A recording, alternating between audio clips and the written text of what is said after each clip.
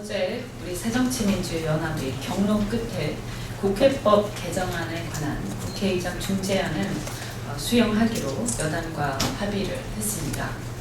국회 입법권 침해, 대통령의 거부권 행사 시사가 입법권에 대한 과도한 압박으로 삼권 분립 정신 침해라는 일부의 강력한 반대에도 불구하고 메르스 광풍 속에 국민 중심, 민생 중심 국회가 되어야 한다는 생각으로 대화와 타협의 정신에 따라 의장 중재안을 전격 수용한 것입니다. 메르스 사태로 온 국민이 공포와 고통에 시달리고 있습니다.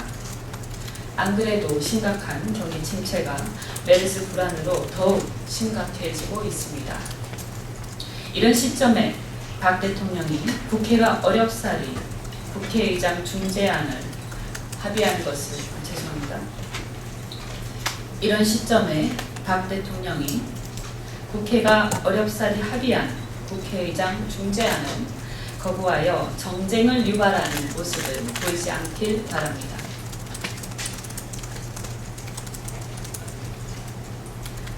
황교안 총리 후보자 인준 관련 한 말씀 드리겠습니다.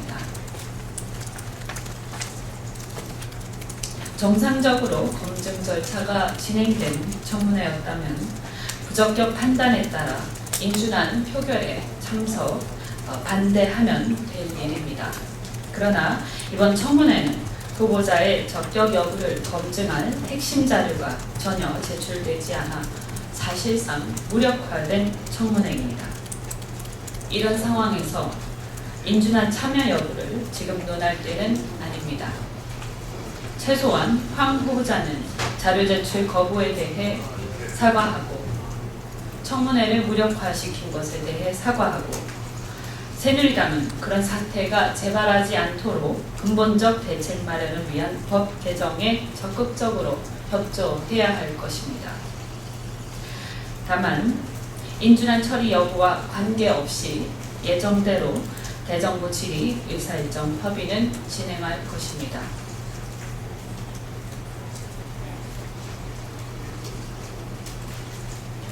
새누리당이 어제 환자 간병비 대부분을 건강보험에서 부담하는 방안을 추진하겠다고 밝혔습니다. 우리 당이 지난 2010년 지방선거 때부터 지속적으로 요구해온 간병 서비스의 건강보험 급여화와 보호자 필요 없는 환자 안심병원 확대에 대해 여지껏 소극적인 모습을 보이다 이제라도 전향적인 검토를 하겠다는 것에 대해서는 일단 환영합니다. 다만 두 가지 점에서 유감스럽습니다.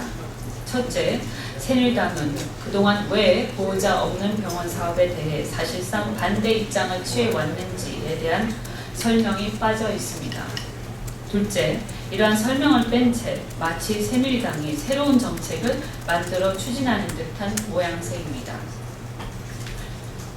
보호자 없는 병원 사업은 새정치민주연합의 강력한 요구로 2003년 예산에 신규 사업비 100억 원을 배정하여 전국의 13개 병원에서 시범 사업을 시작하였고 2014년도 예산에서도 우리 당의 끈질긴 요구로 예산을 2배로 늘려 전국의 공공병원을 모두 보호자가 필요 없는 병원으로 만들 수 있는 단초를 마련하였습니다.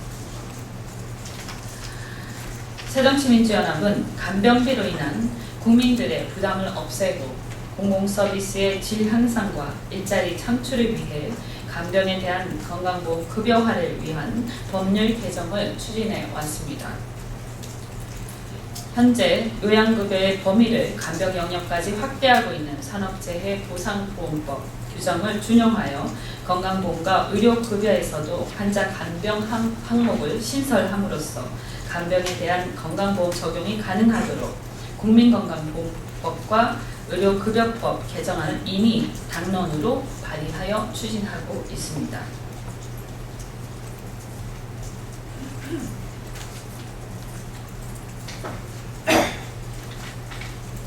좋은 정책을 따라하는 것은 환영할 일이지만 서울시를 비난하는 새누리당이 서울시를 따라하겠다는 것이 진정성이 있는지 의심스럽고 지금이라도 어떻든 우리 당이 내놓은 법안과 정책 대안들을 즉각 수용해서 그 주장이 허언이 아닌 진심임을 확인시켜주기 바랍니다.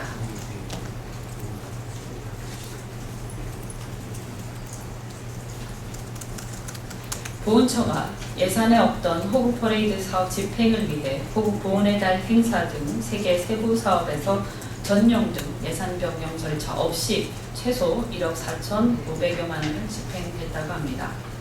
당초 예산에 편성되지 않았던 호국 퍼레이드 사업에 대한 예산을 집행한 것은 기편성된 사업이 과다 계상되었다는 것이며 국회의 심의 취지와 다른 집행은 예산의 목적의 사용 금지를 규정하고 있는 국가재정법을 위반한 집행입니다. 특히 호국 퍼레이드 사업의 경우 지난해 정무위의 13년도 결산 심의 과정에서도 문제가 지적되어 관련 공무원을 징계하도록 의결한 바 있고 최종 예결위 심의 과정에서도 시정 요구가 있는 등 문제가 있었던 사업입니다. 이들 사업에 대한 시정을 요구합니다.